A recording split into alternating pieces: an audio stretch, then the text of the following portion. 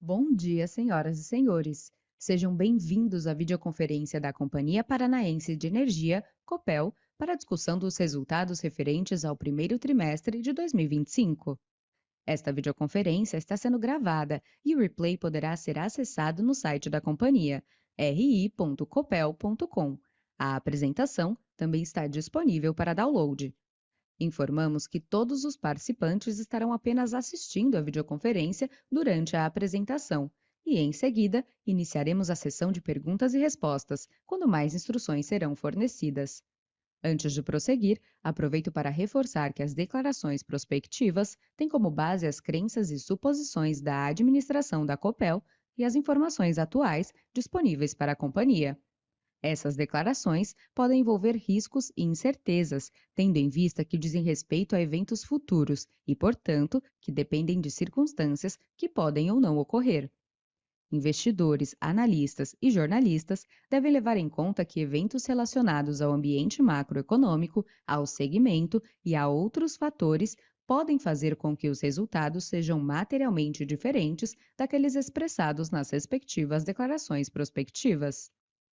Apresentam essa videoconferência o senhor Daniel Slaviero, CEO da Copel, o senhor Felipe Guterres, CFO da Copel, bem como diretores gerais das subsidiárias que estão disponíveis para a sessão de perguntas e respostas. Gostaria agora de passar a palavra ao CEO da Copel, que dará início à apresentação. Por favor, Daniel, pode prosseguir. Bom dia, agradeço a participação de todos em nossa videoconferência. Em linha com o que apresentamos em nosso Investor Day, estamos focados na execução da nossa segunda onda do nosso plano estratégico, chamada de excelência operacional.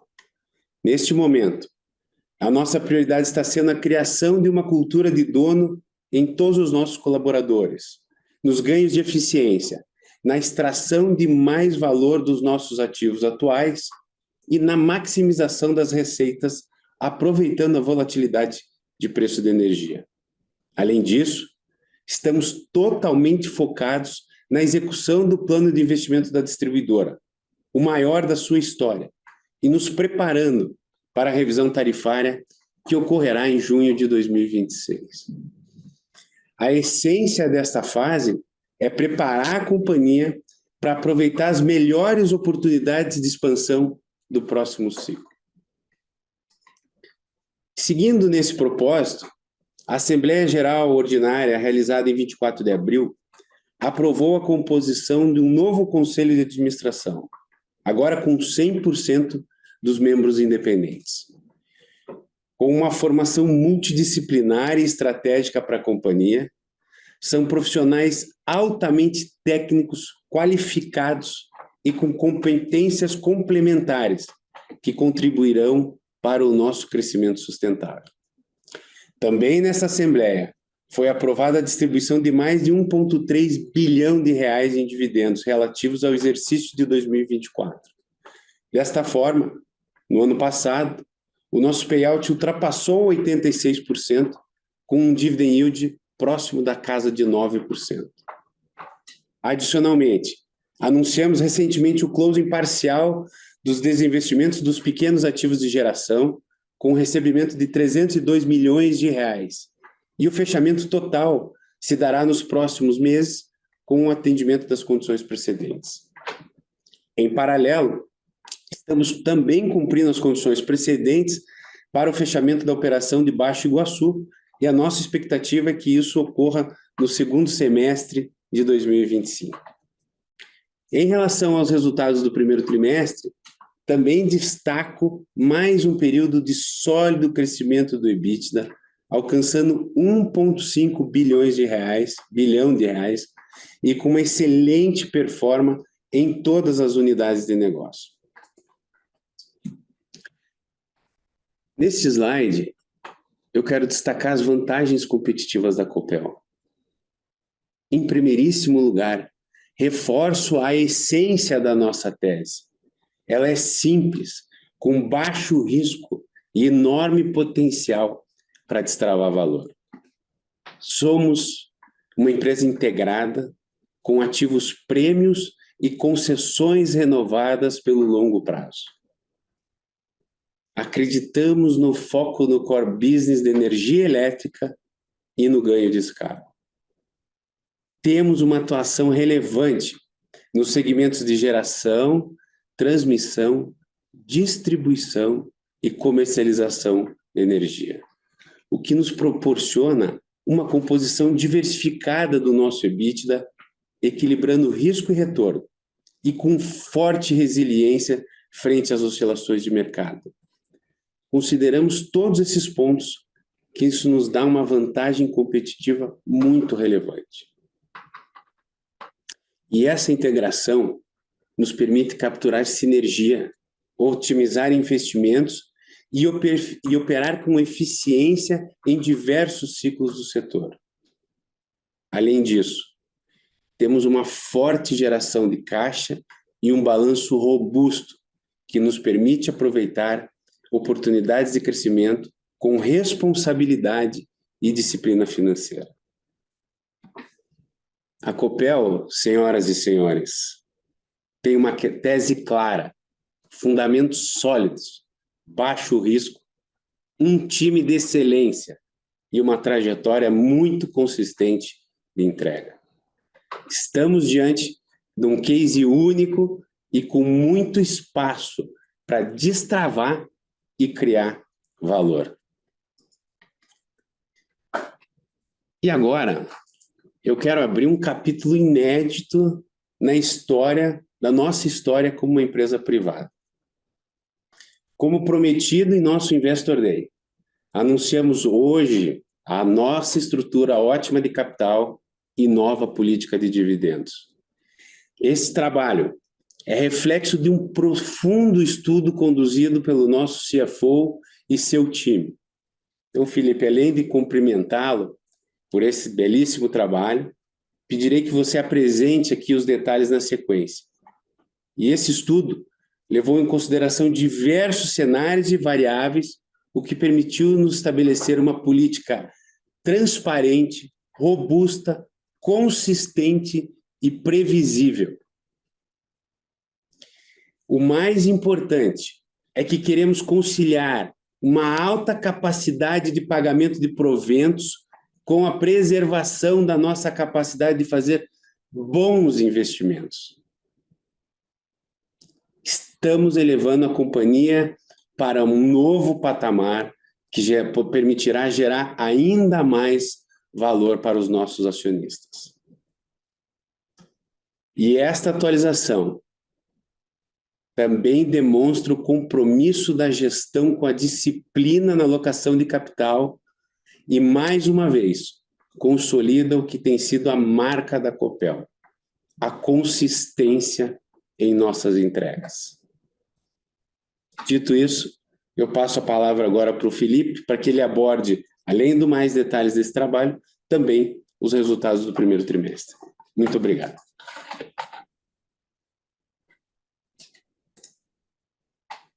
Bom dia a todos, obrigado, Daniel. Gostaria de iniciar aqui relembrando um ponto fundamental. Disciplina é o pilar da nossa gestão. Considerando isso, no Copel Day do ano passado, eu apresentei o nosso manifesto de alocação de capital, que demonstra, de forma integrada, a maneira como a gente olha para o nosso processo de alocação de capital, reforçando a taxa interna de retorno da companhia no centro desse processo. E hoje a gente apresenta para vocês o resultado do estudo de estrutura ótima de capital, que impacta diretamente a nossa política de dividendos. Vocês verão na sequência que esse estudo está conectado com todas as perspectivas dessa engrenagem. A reserva estratégica de caixa e grau de investimento foram alguns dos pilares centrais adotados. Quando o resultado do trabalho nos permite também ter maior abrangência para analisar novos projetos, opcionalidades e, claro, uma nova perspectiva de dividendos, que é o que hoje apresentaremos. Falando especificamente da abordagem desenvolvida para definirmos a estrutura ótima de capital, é importante começar com um conceito central por trás do estudo. O ponto ótimo da estrutura de capital é aquele em que a alavancagem maximiza o valor da companhia. Ou seja, é a zona limite em que, a partir dele, os custos do endividamento, especialmente os riscos de distress financeiro, começam a comprometer esse valor. Em outras palavras, existe uma curva de valor associada à alavancagem, nosso objetivo foi identificar exatamente o ponto de inflexão, antes que o aumento da dívida começasse a impactar negativamente o valor da empresa, ao invés de gerar valor. Para isso, estruturamos um projeto robusto em 2 grandes etapas. A primeira foi a construção de modelos determinísticos para cada unidade geradora de caixa. Definimos um caixa mínimo estratégico e agregamos CAPEX, serviço de dívida e dividendos para chegarmos ao fluxo de caixa do acionista como dividendos. Construímos uma base sólida de projeções de longo prazo, com premissas definidas pela nossa área de mercado, somadas às projeções macroeconômicas, levando as modelagens até o final das concessões. Em seguida, a gente conectou esse modelo determinístico ao modelo probabilístico, permitindo ter 78 mil caminhos possíveis de variáveis críticas para o nosso negócio, dos quais definimos 700 cenários amostrais com alto grau de confiança, para combinações distintas de variáveis críticas operacionais, macroeconômicas e financeiras. Essa abordagem permitiu capturar a complexidade e a variabilidade do ambiente real de negócios, que nos leva à estrutura ótima de capital, considerando, então, diferentes contextos. Aqui vale destacar as principais premissas que direcionaram as nossas simulações estocásticas. Sensibilizamos variáveis como preço de energia, mercado de energia que atuamos, custos, GSF, curtailment, taxa de juros, IPCA, entre outras. Isso nos permitiu entender como diferentes níveis de alavancagem performam não só em cenários base, mas também em contextos adversos e estressados. O modelo nos mostrou com clareza onde estão os limites da alavancagem saudável e quando começa a haver perda de valor. Demonstrando graficamente, a lógica do modelo foi capturar o benefício fiscal gerado pela alavancagem em diferentes cenários de variáveis críticas combinadas até o ponto que os custos ligados ao financial distress, como o adicional de spread relativo ao rating do endividamento e o próprio estresse de beta alavancado, atingem um ponto ótimo em cada cenário. Esses gráficos aqui, nesse slide, resumem uma boa visão consolidada das premissas que embasaram os cenários simulados no modelo probabilístico. Nossa abordagem foi abrangente, incorporando tanto parâmetros históricos quanto projeções de mercado. Importante destacar aqui que todas essas premissas e cenários foram construídas pela nossa área de mercado e profundamente discutidas internamente. Com isso, garantimos, primeiro, a robustez técnica do estudo, com premissas aderentes à realidade do nosso negócio e cenários críveis. E, segundo, a independência e isenção analítica, evitando qualquer viés na construção do modelo. Segmentamos criteriosamente os cenários, do mais conservador ao mais otimista, garantindo que o resultado final refletisse não apenas um ponto de vista interno, mas uma leitura ampla, fundamentada e representativa das dinâmicas reais que enfrentamos. Isso reforça a confiabilidade dos resultados que eu mostro no próximo slide. Dessa forma, pessoal, com base em toda a modelagem apresentada, considerando as projeções determinísticas e as simulações de cenários probabilísticos, chegamos a uma conclusão sólida com 99% de confiança de que a alavancagem de 2,8 vezes dívida líquida EBITDA é a estrutura de capital que maximiza o valor da companhia. O estudo mostra que existe uma faixa ótima de alavancagem que preserva a nossa flexibilidade financeira, nossa capacidade de absorver choques, manter acesso a financiamento em condições competitivas e sustentar nossa agenda de crescimento para investir com disciplina e gerar valor de forma contínua. Essa faixa, que contempla 95% dos cenários de otimização, está no range entre 2,5 vezes e 3,1 vezes net debt EBITDA. É importante dizer que a estrutura se sustenta mesmo em cenários adversos e estressados, como os simulados nos modelos estocásticos, que eu já mencionei. E ela equilibra de forma inteligente e dinâmica os benefícios da dívida com os riscos de estresse financeiro, levando em consideração o perfil da nossa geração de caixa, nossos compromissos futuros e a estratégia de longo prazo da companhia. Ao final, o que temos aqui é um direcionamento claro para a tomada de decisão, com base em uma metodologia rigorosa, dados consistentes e um parâmetro técnico embasado que orienta cada vez mais o nosso posicionamento de capital para a maximização de valor da companhia. E como consequência direta do estudo de estrutura ótima de capital, anuncio um dos principais desdobramentos desse trabalho, a definição da nova política de dividendos da Copel, que será um dos instrumentos para atingirmos o nível de alavancagem ótimo. A política leva em consideração a meta de alavancagem de 2,8 vezes, bandas de mais ou menos 30 bips, assim nós poderemos estar entre 2,5 vezes ou 3,1 vezes dívida líquida e EBITDA na alavancagem, desde que haja convergência esperada para 2,8 vezes em até 24 meses. Payout mínimo de 75%, periodicidade de pagamento de ao menos 2 vezes por ano, mas previmos também situações excepcionais, como, por exemplo, uma pandemia, um evento catastrófico, ou mesmo uma estratégia relevante de investimentos de alto retorno, em que o Conselho de Administração pode decidir por um payout abaixo do mínimo. Para concluir essa sessão da apresentação, eu reforço que a política reflete uma visão integrada do nosso modelo de negócio, a nossa capacidade de geração de caixa e, principalmente, o nosso compromisso com a criação de valor sustentável, equilibrando 3 pilares fundamentais. Previsibilidade, passamos a adotar uma estrutura clara, com parâmetros objetivos, que permitem ao investidor entender o que esperar em termos de remuneração, essencial para aumentar a atratividade da ação e reduzir a percepção de risco. Disciplina financeira, isso significa que o retorno ao acionista ocorrerá sempre dentro de um contexto de solidez e responsabilidade, sem comprometer a saúde financeira da companhia. Flexibilidade para crescer, mantemos espaço para realizar os movimentos necessários para as boas alocações de capital, sempre que esses forem claramente geradores de valor superior ao custo de capital. Agora, falando dos resultados do trimestre, entregamos um EBITDA recorrente de 1,5 bilhões de reais no primeiro trimestre de 2025, sendo 783 milhões oriundos da Copeljet e 693 milhões da DIS. Esse resultado foi 13% superior aos 1,3 bilhão do primeiro trimestre do ano passado, função principalmente do maior mix de venda na Copeljet, do aumento no volume de venda de energia vendida, o menor desvio de geração, com redução de 30,5%, ou 15 milhões em relação ao período passado, ocasionado pelo maior volume de vento, parcialmente compensado pelo curtailment de 6,1%, ante a 1,9% no primeiro tri do ano passado. E do aumento de quase 1% no mercado fio, faturado na distribuidora, compensado pelo maior volume de energia proveniente do MMGD, em 164 milhões de reais.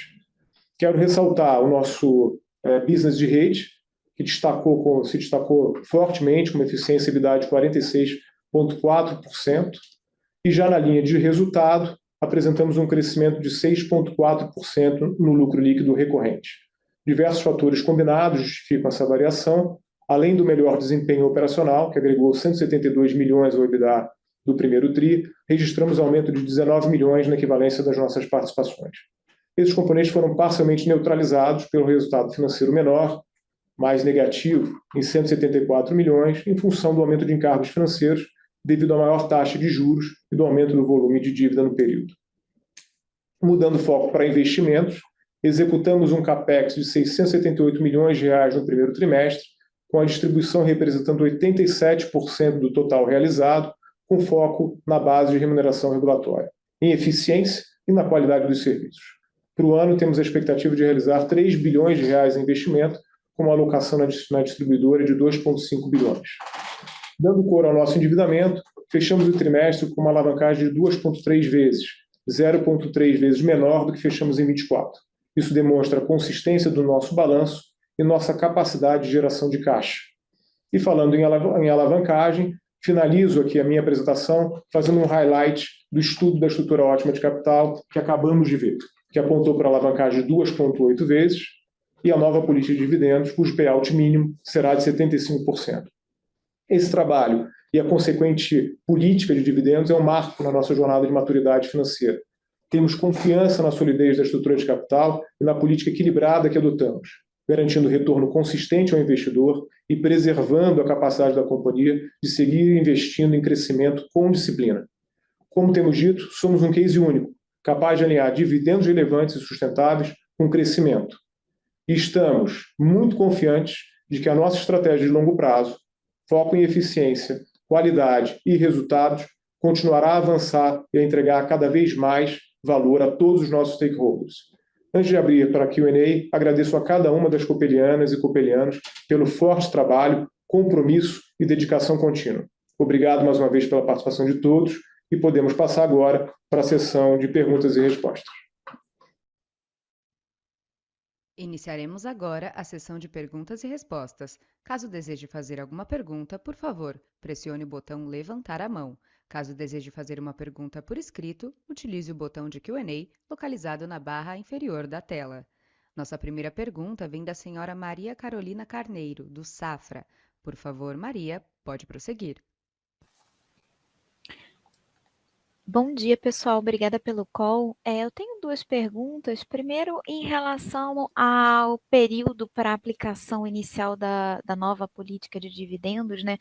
Só para ficar claro, vocês passaram o detalhamento da política, né, do horizonte que vocês estão pensando em 24 meses, mas para ter certeza, a gente já estaria falando de englobar pagamento de dividendo a partir de 2025 dentro desses parâmetros, ou se seria alguma coisa válida para 2026, e ainda dentro desse escopo, para tentar entender aqui, pelas métricas que vocês colocaram, né, para atingir o nível de alavancagem ótimo de 2,8 vezes, muito provavelmente a gente estaria falando de distribuições de dividendo também mais frequentes, enfim, fazendo algumas análises aqui de sensibilidade, e vocês até mencionam na política essa possibilidade de pagamento de dividendos extraordinários. É só para ver se o meu entendimento em relação a isso está correto. E num segundo tema, sobre o próprio mercado de energia, né? Vocês conseguiram fazer um resultado interessante na trading, e o resultado da GT também acabou vindo bom. E a gente tem visto uma preocupação grande de descolamento do preço spot no mercado. Até essa semana, o preço no Sul, ele descolou um pouco, foi para cima dos outros submercados. É mais para ver como é que está a visão de vocês, como vocês estão se preparando para esse horizonte de descolamento de preços, dada a concentração de usinas que vocês têm hoje, tanto no Sul quanto o portfólio que vocês têm no Nordeste, dado que tem algumas pessoas que estão prevendo que esse descolamento pode ficar mais tempo, o preço no spot no Nordeste um pouco mais baixo por mais tempo. Obrigada, pessoal. Oi, Carol. Muito bom dia. Obrigado pela pergunta. Vamos lá, né? Primeiro, a aplicação é imediata. Ela está valendo a partir desde hoje. Segundo, né, Felipe, acho que um ponto relevante aí da pergunta da Carol é como é que vai funcionar essas bandas e esse período de convergência de 24 meses. E depois nós vamos para as discussões de preço, submercado. Daí, Rodolfo, pediria que você e o Mano pudessem complementar. Bom, Carol, obrigado, bom dia. Bom, primeiro você fez uma pergunta sobre frequência, né? Então, o que a política diz é que, no mínimo, pagamentos 2 vezes ao ano, né? Então, isso dá liberdade para a gente praticar mais do que isso, né? Dependendo aqui da estratégia da companhia e dos espaços que a gente vive. Com relação às bandas, o funcionamento das bandas dá uma flexibilidade para que a gente opere, né, 30 bips acima ou 30 bips abaixo, desde que a gente consiga ver em 24 meses a convergência para 2,8 vezes. Né? Então, entenda-se que, havendo espaço dentro desse período, a gente pode sim operar 3,1, por exemplo, desde que a gente veja a convergência a 2,8 nesse horizonte temporal que a gente estabeleceu aqui na política. Né? Isso, obviamente, abre espaço para utilizar dividendos como uma ferramenta para chegar na estrutura ótima. Só um adendo antes de passar a palavra para o Rodolfo. Acho que isso aqui é muito importante. Primeiro, o 2,8 é reflexo, como foi falado aqui, né, de um trabalho bastante robusto, 78 mil cenários, 700 amostras, diversas nuances aqui, e um teste de estresse também para a companhia, o que mostra, né, a robustez que tem uma empresa como a Copel.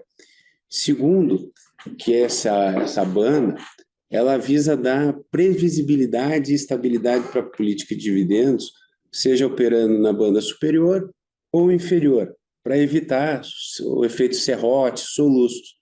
E segundo, ainda mais agora que nós temos, né, uma condição de uma desalavancagem contratada para 26 e 27, com a revisão tarifária, com a melhora dos preços que nós já começamos a sentir nesse trimestre, e também com o trabalho de eficiência e redução de custos. Eu acho que o segundo grande motivo dessa banda, né, Felipe, nos nossos trabalhos aqui, é dar flexibilidade para a gente navegar em ciclos econômicos, quando nós vemos perspectivas ou de melhoras ou de pioras dentro desse universo. E, por terceiro e último, na verdade, também para deixar alguma flexibilidade, ou uma importante flexibilidade, para fazer bons investimentos, como o Felipe já disse. Então, nós estamos aí bastante felizes e confiantes que essa política ela é um passo importante, como o Felipe mencionou, na maturidade e no crescimento financeiro e na valorização da companhia.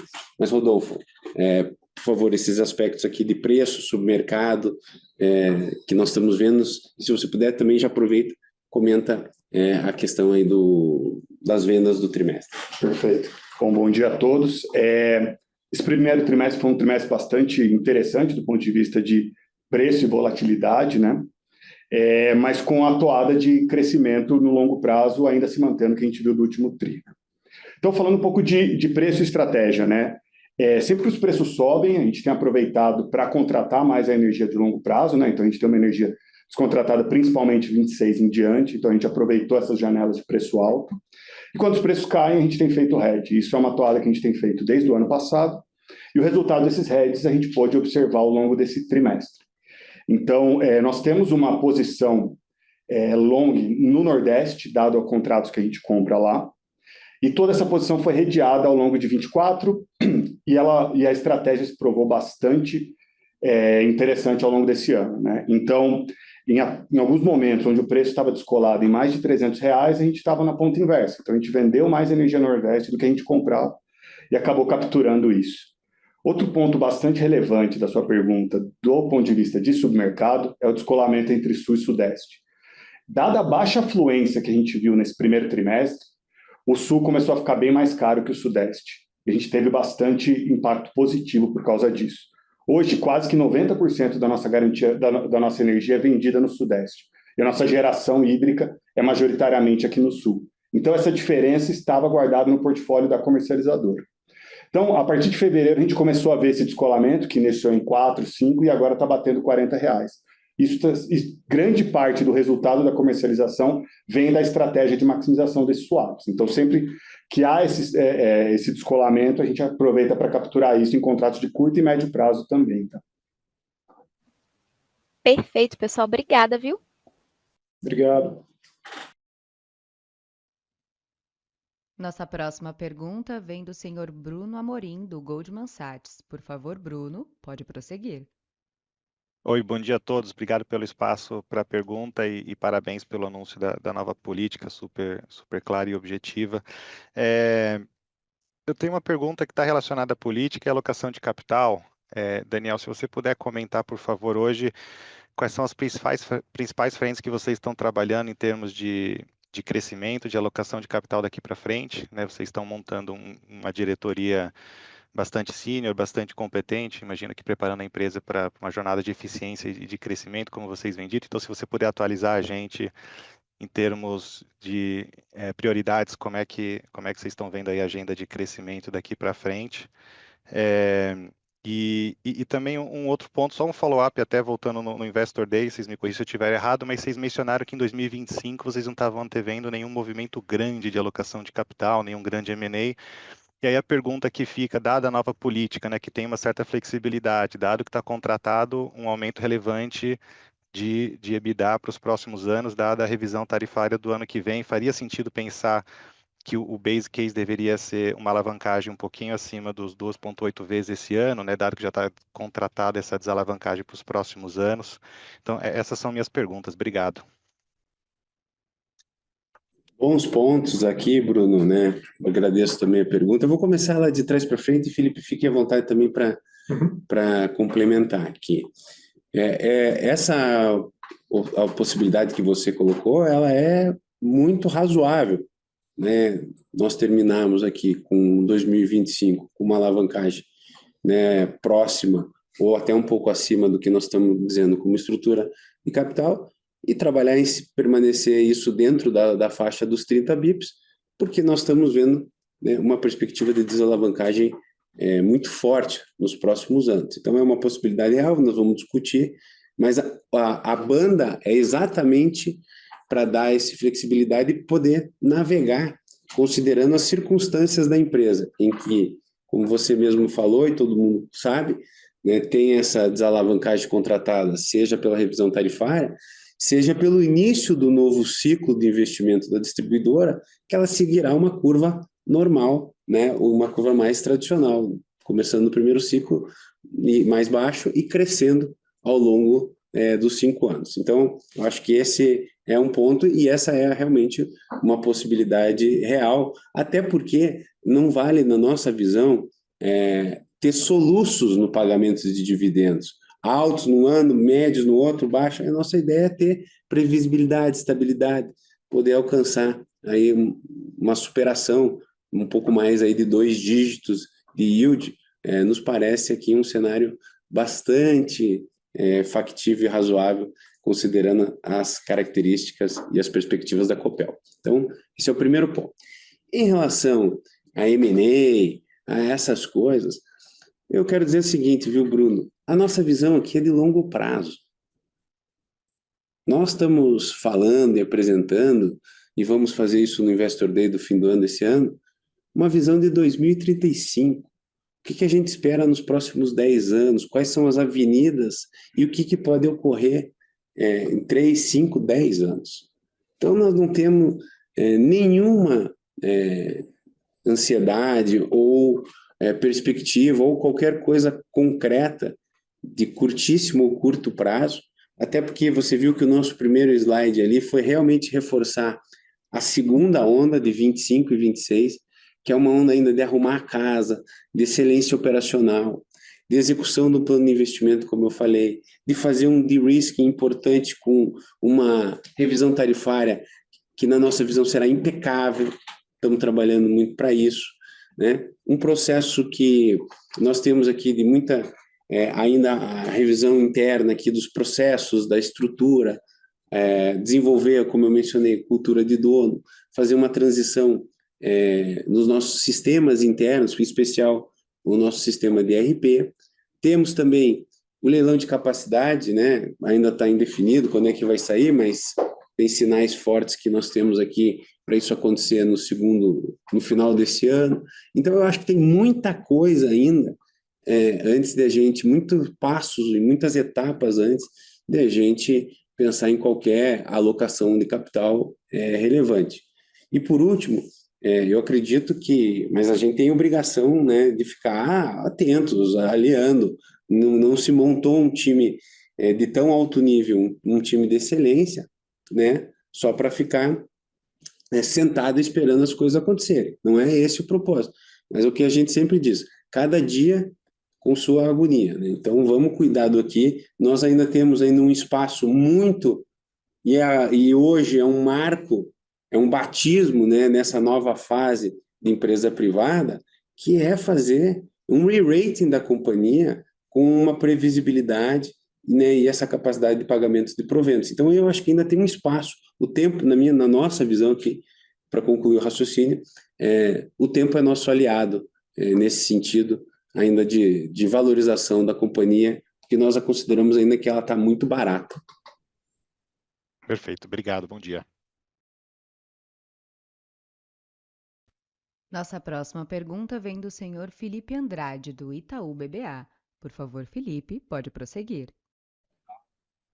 Bom dia, pessoal. Obrigado aí por aceitarem a pergunta. Eu queria pedir uma visibilidade maior da estratégia de venda agora de comercialização de energia, né, no TRI, em particular ali para os vértices mais longos, né, de 2027 em diante. Qual foi o nível de preço, né, que esses contratos foram firmados, dado que a gente viu bastante volatilidade e pressão altista no decorrer, né, do primeiro trimestre? E, adicionalmente, também a empresa, né, tem um portfólio que deveria se beneficiar com essa volatilidade de preço no intraday. E eu queria saber se vocês têm uma estimativa que podem compartilhar de quanto que o perfil diário de geração, né, do portfólio da Copel o TRI agora de 2025. Obrigado. Excelentes pontos. Rodolfo, se você puder contextualizar aqui para nós, por favor. Bom, vamos lá, falando um pouco de longo prazo, né, de fato os preços estão mais altos, né, se a gente pega, por exemplo, 2027 e compara o comportamento dele com todos os A+2 que a gente chama, ele está na máxima história, então por isso a gente tem aproveitado para vender energia, então a gente tem capturado preços perto de 190 no 27, acima de 170 no 28 e isso vai se mantendo lá para frente, tá? E falando um pouco do benefício da sazonalidade dentro do dia, que foi um dos pontos que a gente abordou no nosso Investor Day, a gente já tem visto isso se materializando, né? Então, começou lá em janeiro, a discrepância dentro do dia não foi tão grande. Em fevereiro, a gente viu isso tomando forma, então já melhorou em mais ou menos 10 milhões o resultado da Copel como um todo. E agora, março, isso se materializou 100%, batendo 20 milhões, o que equivale a aproximadamente R$18 por megawatt-hora a mais da energia que a gente vende da hídrica. E a gente imagina que com o estresse hídrico de segundo semestre, mais a entrada da safra de vento, isso tende a se ampliar cada vez mais, né? Então, tem simulações que isso pode bater 50, 70, R$80 por megawatt-hora, a depender das afluências e das energias solar e eólica. Tá? E só também um ponto adicional aqui, Felipe. Nós estamos vendo aí, como já foi dito aqui, uma maior volatilidade do preço, e isso também é reflexo desse novo padrão do New Wave híbrido que começou em vigor. E nós estamos entendendo que isso é muito positivo e saudável, apesar de alguns impactos aqui no setor de maneira geral, porque ele aproxima os modelos à operação real que a gente vê no ONS. Não adianta a gente ter falsamente preços menores no primeiro semestre, depois disso descolar muito, que acaba virando custo de encargo de serviço e acaba isso indo para o custo geral. Então, toda vez que você faz um modelo em que você está aproximando da operação real, com todos os complexos, com todos os desafios que o OMS tem, para nós é saudável. Essa discussão de reavaliação do New Wave híbrido, na nossa visão, seria um retrocesso, e até porque foi discutido, debatido e ter colocado durante muito tempo, alguns anos, inclusive, e nós estamos ainda só começando, tem 5 meses dessa nova operação com o New Wave híbrido. Perfeito, pessoal. Muito obrigado e concordo integralmente aí, Daniel, com todos os pontos. Obrigado. Nossa próxima pergunta vem do senhor João Pimentel, do Citi. Por favor, João, pode prosseguir. Bom dia, pessoal. Obrigado aí pelo call. Queria parabenizar também pela política de dividendo. Eu queria fazer uma pergunta sobre leilão de reserva, né? Eu queria pegar um pouco a visão de vocês sobre 2 pontos. Primeiro, dado o adiamento, queria entender o que vocês estão vendo de perspectivas sobre prazo, se vocês acham que deve ter alguma mudança, né, em relação a produtos relacionados às hídricas, tá? Esse é o primeiro ponto. E o segundo ponto, queria entender um pouco a visão de vocês sobre a participação no leilão, até para a gente pensar aqui justamente na questão de alavancagem, etc., dado que o leilão ele permite, né, a antecipação de projetos hídricos, né, eu queria ver se você já tem alguma estimativa assim, sobre CAPEX para os 2 projetos, e qual que seria a ideia de espaçamento, né, desse desembolso durante esses anos, se vocês estão pensando em trabalhar com antecipação ou não. Eu sei que depende da aprovação do CMSE, mas só queria ver como é que vocês estão pensando em relação a essa alocação de CAPEX. Obrigado. João, excelente, né, questões aqui. O que nós estamos vendo? Então, primeiro, que foi uma decisão, na nossa visão, correta, né, desse cancelamento, até pelo nível de judicialização que estava já precedente do leilão. Você imagina se isso fosse levado a cabo, a tendência é que isso ia continuar muito forte. Então, esse freio de arrumação que o Ministério acabou dando, na nossa visão, é correta. Nossa expectativa é que isso retorne logo e que o leilão aconteça no final desse ano, ou novembro, no máximo dezembro. Até porque o sistema precisa de potência. Então, eu não vejo isso como muita opção do Ministério a não fazer logo esse leilão de capacidade. E em relação ao que nós vemos, nós estamos contribuindo lá e vamos contribuir na fase de consulta pública nessa nova etapa no Ministério ou na ANEEL, mas o que a gente tem defendido é que o produto hídrico tenha uma quantidade específica para ele, e não fique naquela questão das sobras ou no rouba-monte com os produtos 26, 27 e 28, porque você confunde com o produto térmico e o produto hídrico. Primeiro, ele vai ser o mais barato do leilão, pode escrever aqui. Segundo, tem mais de 5 GB de projetos interessados. E terceiro, ele é 100% renovável e na sua grande maioria, com produtos nacionais. Então, tem muito benefício para o consumidor e ele tem garantia. Segurança do sistema se dá com hídrica e térmica.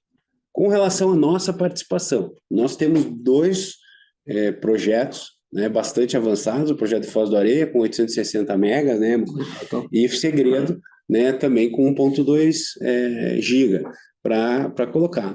Vai depender muito ainda das condições, preços, condições, para ver qual que vão ter as melhores condições. Nós estaremos aqui, na nossa visão, preparados com esses 2 projetos.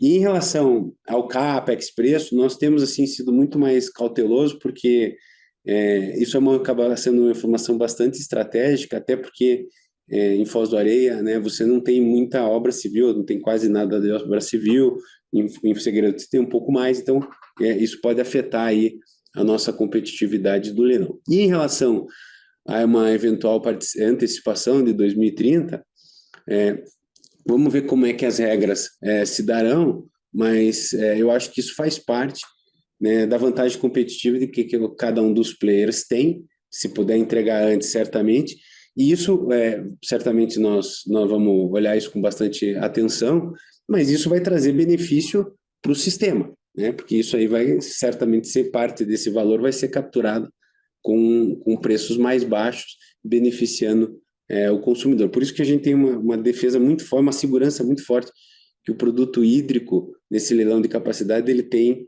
uma função muito estratégica, assim como a térmica também tem, reconhecemos, mas ele tem um papel relevante na segurança do sistema.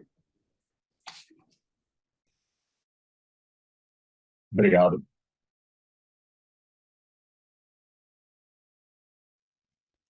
Nossa próxima pergunta vem do senhor Reinaldo Veríssimo. Ele diz: desde que a empresa fez as vendas das ações, qual tem sido a maior dificuldade que encontraram no formato atual e qual consideram o maior triunfo da Copel?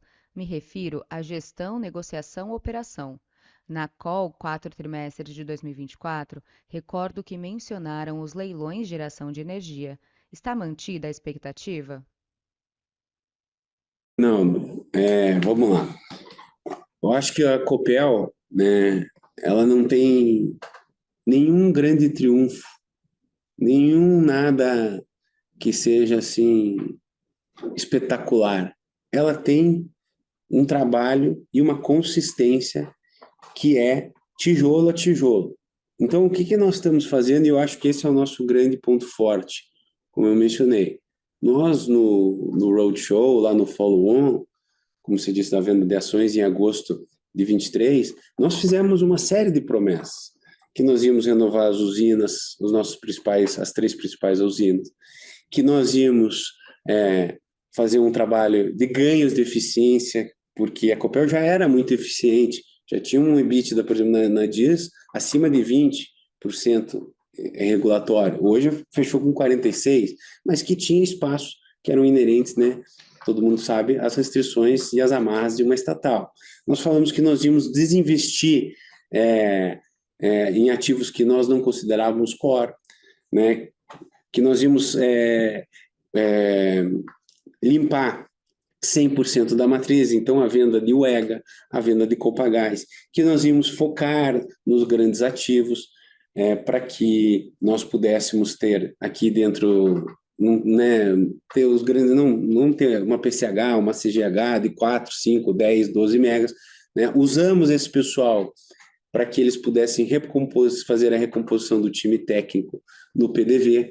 Nós dissemos que nós íamos ter muita disciplina na alocação de capital, que nós faríamos um estudo de uma nova estrutura de capital, uma política de dividendos, e que nós estaríamos atentos a oportunidades que possam surgir. Por enquanto, o que surgiu para nós recente foi uma oportunidade, né, de venda ali de Baixo Iguaçu, dentro desse contexto que só reforça. Eu acho que a companhia ela está focada na disciplina da alocação de capital, seja em desinvestimentos, seja em investimentos. Eu acho que um próximo grande etapa, para concluir esse raciocínio, e agradeço a pergunta, que estava lá no nosso follow-on, e nós iniciaremos as tratativas e debates a partir agora com a AGO feita, com essa etapa concluída, serão as discussões do novo mercado. Também o processo de finalização da Eletrobras, ele era um fator que inabilitava, ou que atrapalhava um pouco as discussões. Com isso resolvido também, é a nossa expectativa que a gente possa caminhar e podemos trazer, se tudo correr bem, aí algumas updates disso ao longo dos próximos meses.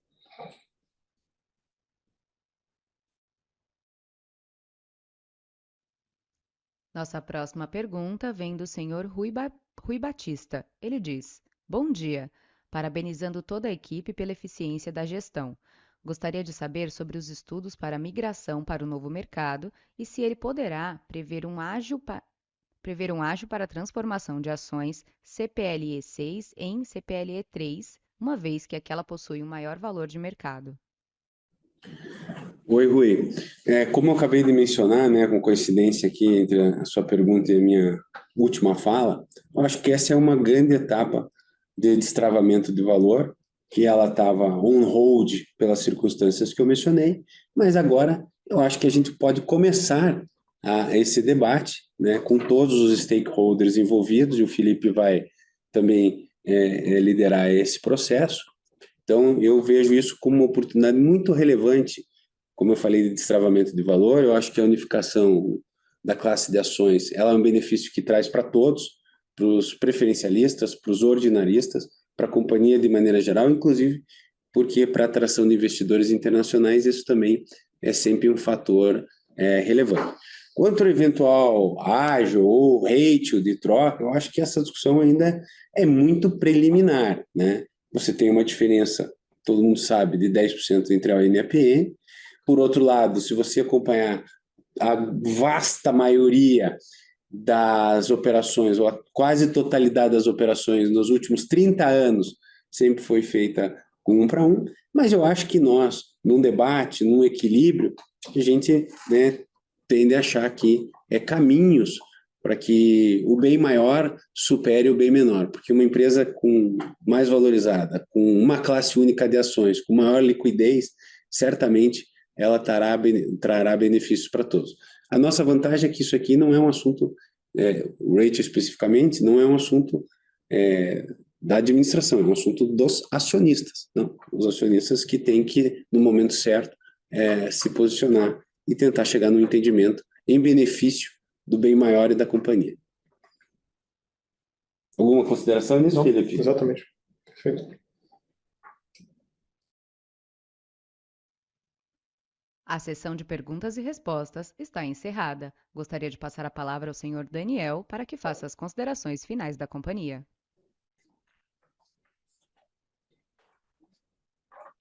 Acho que, né, a quantidade de participantes, o nível das perguntas e, principalmente, a consistência e a qualidade da entrega mostram como a Compel é uma empresa de referência no setor elétrico. Então, eu agradeço aqui os meus sócios, aos meus colegas, a todos os copelianos e copelianas que estão conosco nesse trabalho, nessa jornada. Eu estou particularmente muito feliz com a nova composição do conselho, né, com a qualidade dos seus membros, com a qualidade e a competência desse time de excelência que nós temos aqui na Copel, seja os que já estavam, seja os que que chegaram ou que estão chegando aqui recentemente, e a nossa convicção e confiança absoluta que o case da Copel é simples, com baixo risco e com muita